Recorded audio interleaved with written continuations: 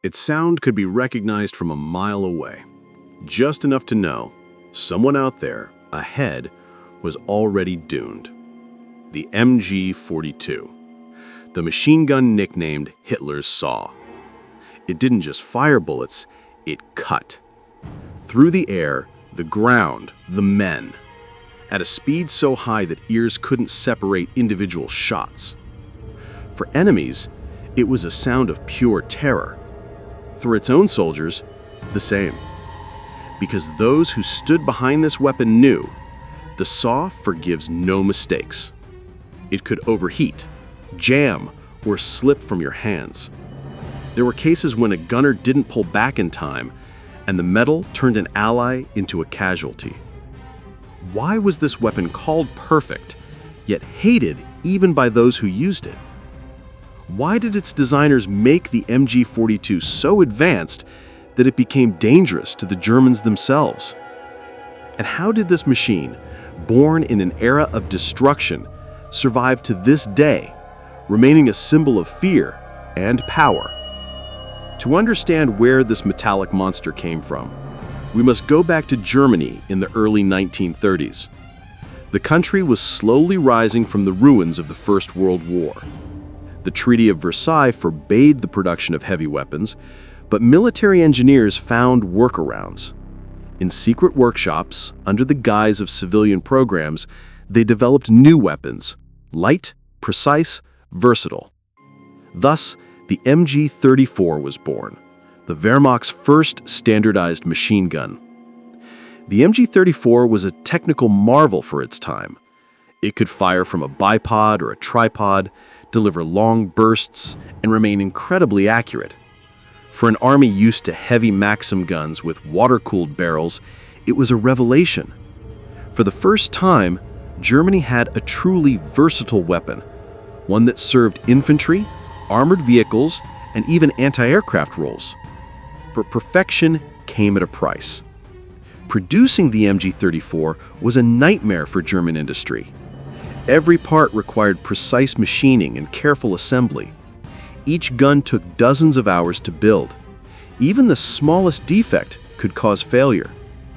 On the battlefield, where dirt, sand, and dust were everywhere, the MG34 struggled. It jammed, overheated, and demanded constant maintenance. When the war on the Eastern Front began, these issues became catastrophic. Soldiers complained the weapon was perfect, but too temperamental. The Wehrmacht needed something simpler, cheaper, and more reliable. And so, the idea for a new machine gun was born, one that could fire under any conditions and cost a fraction to produce. In 1941, the project landed on the desks of engineers at Metall- und Lackierwarenfabrik Johannes Grossfuss. Their task? Create a weapon capable of operating even when the world around it was collapsing. Metal was conserved, the design simplified, and stamping replaced milling. The elegant MG34 gave way to a new monster, the MG42. When the first units reached the front, soldiers were stunned. The new machine gun only resembled its predecessor in appearance. It was rougher, far more durable, and above all, fired at a terrifying speed, up to 1,500 rounds per minute. For comparison, most machine guns of that time barely reached 600. The sound of an MG42 burst was unmistakable. Instead of the familiar pops, there was a continuous buzzing, as if a mechanical saw had come to life. Allied soldiers recalled that even experienced fighters froze upon hearing it on the battlefield. And for those behind the trigger, operating it became a grueling trial. Each burst devoured the belt in seconds. Barrels heated so fast they had to be changed every few minutes. The gun team had to work like clockwork, one firing, one feeding the belt, one preparing the spare barrel. Even a small mistake could cost the crew their lives. Yet despite its complexity, the MG42 became a symbol of the German war machine: fast, efficient, ruthless. From 1942, Germany focused nearly all efforts on producing this machine gun. It was made in the thousands, mounted on tanks, armored vehicles, and anti-aircraft positions. Factories ran day and night, and on the front, the MG42 quickly earned a reputation as a weapon capable of stopping any attack. Yet behind its power was another side, that one that made even German soldiers wary of the saw.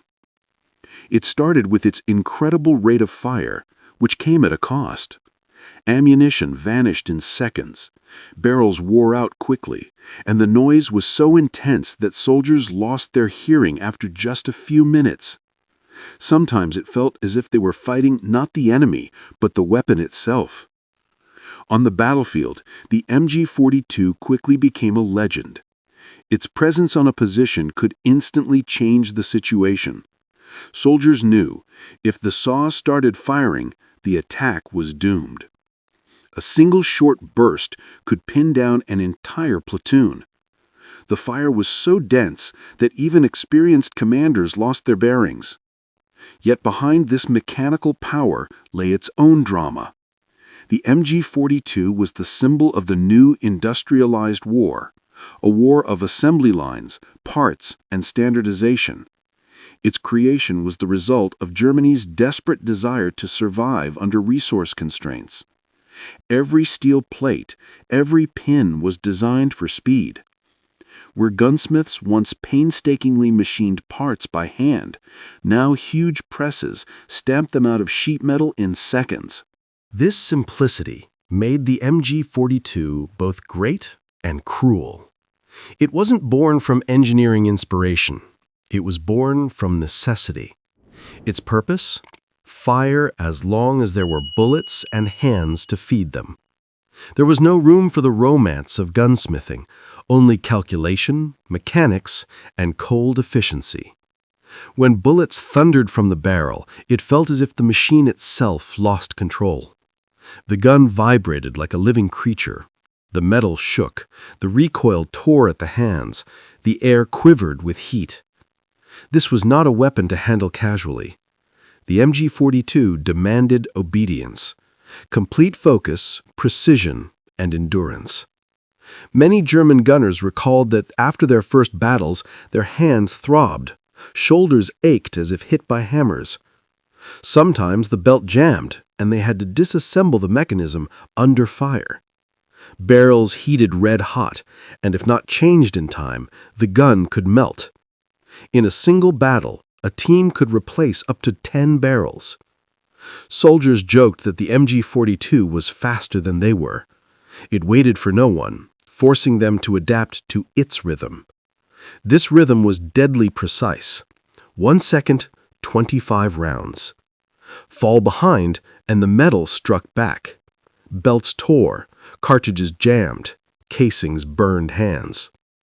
But the worst part wasn't the mechanics. The MG42 created a psychological effect impossible to describe in words. Its sound was overwhelming. Even when bullets didn't fly at you, the roar felt omnipresent. Allies called it the howl of a mad saw. It instilled a sense of hopeless panic. In documentaries, veterans admitted they even heard the MG42 in their dreams. This auditory terror is what made the machine gun legendary. Its fire rate was so high that individual shots merged into a continuous stream, a sound that seemed solid. Soldiers described it as metal singing, as if the air itself vibrated with fear. After the war, psychologists noted that the MG42 affected not only the body, but the mind, both of enemies and allies. Those near it often experienced fatigue, headaches, and ringing in the ears. Some crews requested transfers. But the saw had no replacement. It remained the heart of German defense. It became particularly deadly in defense. On narrow fronts, in trenches and fortified positions, it turned into an impenetrable barrier. Several MG42s could hold a kilometer of ground until artillery turned the earth before them into chaos. The German army realized the MG42 was more than a weapon. It was a tool for controlling space. Its dense fire created zones no one dared enter. Even military manuals coined a new term, fire field. A well-placed MG42 team could literally block a corridor with metal, letting no enemy step forward. Yet, the longer the war went on, the clearer it became. Perfect weapons do not make war easier, they make it colder. Officers understood that the MG42 required not just steel and oil, but nerves that would eventually snap. When fighting moved into cities, the gun revealed another side. In streets where bullets ricocheted off walls, the saw became deafening. In enclosed spaces, it was a thunder machine. Every shot echoed dozens of times. After such battles, silence felt unreal. Meanwhile, Reich factories continued churning out thousands of these machines. Despite bombings and metal shortages, Germany persisted because without it, the front could not survive. This weapon became a symbol not only of power, but of desperation. A symbol of how far a country would go to control a war it could no longer win. And yet, even after Germany's defeat, the story of the MG42 was far from over. Its journey had only begun. When the dust of World War II settled and destroyed cities began to recover, it turned out that this machine gun had outlived the army and ideology for which it was created. When the roar of World War II faded, it seemed that everything was over. Factories lay in ruins, warehouses were empty, and the word Germany sounded like a reminder of disaster. Yet among the metal skeletons and burned-out workshops, beneath layers of dust, thousands of MG42s remained. Machines created for war seemed to be waiting for their moment. The world quickly divided into new camps. East and West began a confrontation that would later be called the Cold War. The Soviet Union and the United States built armies of the future, and suddenly, former Germany became useful again as a buffer, a bridgehead, an ally. By the late 1940s, West Germany began rebuilding its army, the Bundeswehr. Young officers and engineers looked for weapons to equip new units. The Americans supplied equipment, but warehouses were full of old proven weapons. MG42s were pulled back into service. But the world had changed. NATO now used the 7.62 by 51 mm cartridge. German engineers faced the challenge of adapting the old weapon to this new reality. Thus the MG42-59 was born. Barrels, belts, and feeding systems were changed, but the essence remained the same. The same body, the same roar. The saw was alive again, now firing the cartridges of former enemies. This modernization was only the first of many. By the early 1960s, work began on the MG3, based on the MG42-59. Outwardly, it barely differed from its predecessor, but under the steel casing, a series of upgrades had been made. A new flash suppressor, improved barrel, mounts for optical sights, multiple bolt types to adjust the rate of fire. The result exceeded expectations. For the Bundeswehr, the MG3 became what the MG42 had been for the Wehrmacht, the heart of the infantry. Reliable, powerful, dependable. It was adopted by dozens of countries, from Italy to Pakistan. This machine gun participated in conflicts in Africa, the Middle East, and the Balkans. It survived half a century of history without losing its form or essence. Yet in Germany itself, attitudes remained complex. For the older generation, the MG3 was a painful reminder of the past. Younger soldiers respected it, calling it the Three. But everyone knew it was the same MG42, only in a new guise.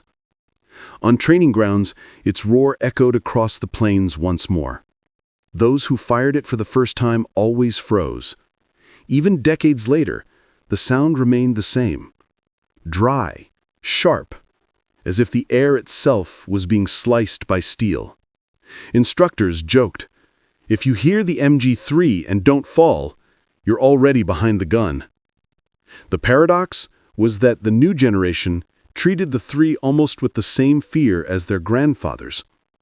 It remained an unstoppable machine, demanding full commitment. After long bursts, barrels glowed red-hot, belts melted, and it felt as if the metal was testing the limits of human endurance once again. Germany improved the design, lightened the frame, added plastic parts, new mounts, but the principle remained unchanged. The MG3 fired at the same insane pace, the same rhythm of war that had once defined the MG42. Meanwhile, new weapons appeared: submachine guns, carbines, assault rifles. They were more compact, convenient, cheaper, but none could replace the machine gun in its role. The MG3 remained the main tool of firepower. In defense, it was irreplaceable. A few units could turn open terrain into an impenetrable wall. With each passing year, it became more of a symbol. Not just a weapon, but a memory of a time when industry and war merged into one. The MG3 was a machine born of fear and genius, a bridge between past and present. By the 1980s, the world was changing again. Electronics, lasers, new materials, all penetrated the army. But the MG3 remained the same. Its steel body reminded everyone that technology does not always overcome character. Some soldiers claimed they could learn to fire a drone faster than master this old machine. Yet in combat, the three was always there. In scorching deserts, among sandstorms, in mountains and checkpoints, the MG3 still served. Mounted on armored vehicles, set on tripods, dragged across borders in conflict zones.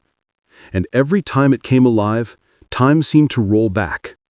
The sound was the same, the rhythm from the 1940s, known to every World War II soldier.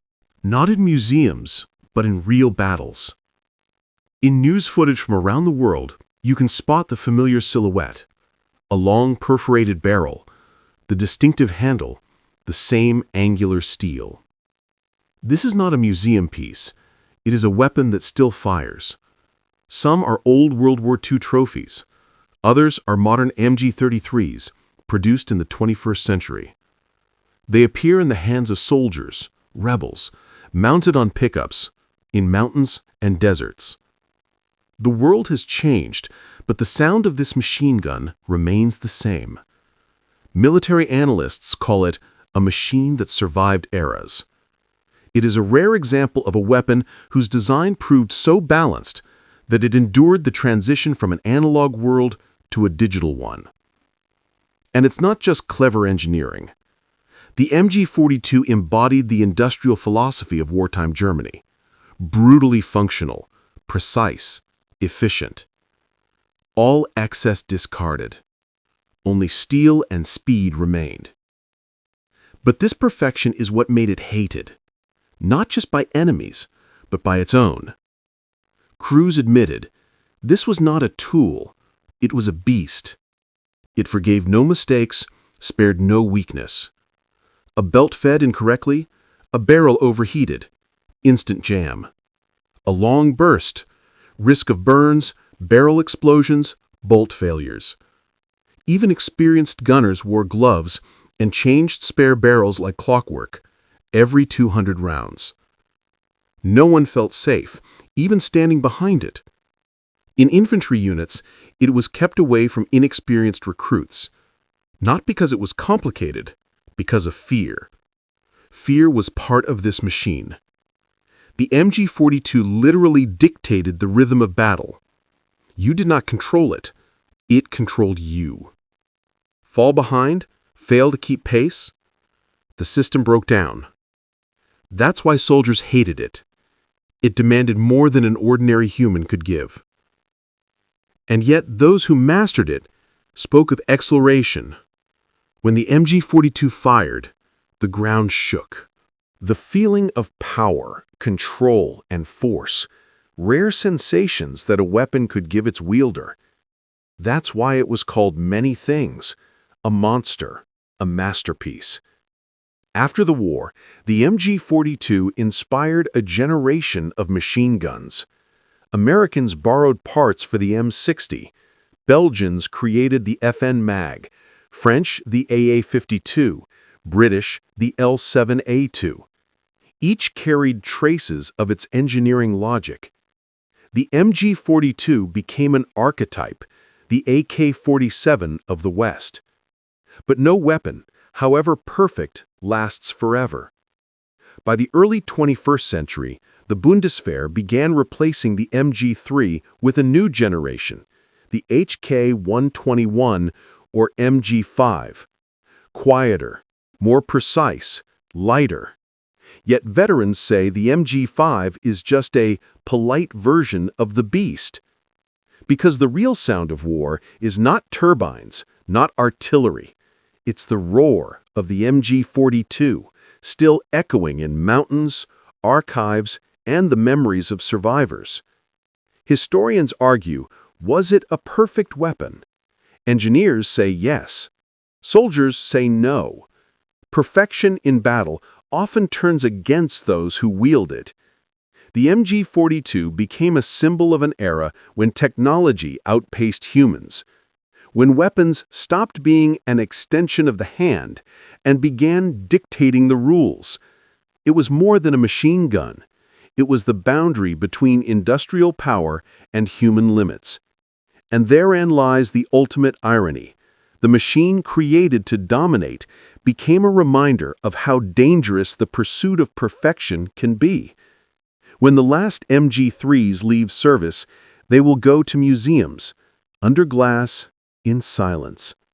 And there, among muted light and the footsteps of visitors, the steel will still hold the memory of its voice, short, sharp, like a flash of war.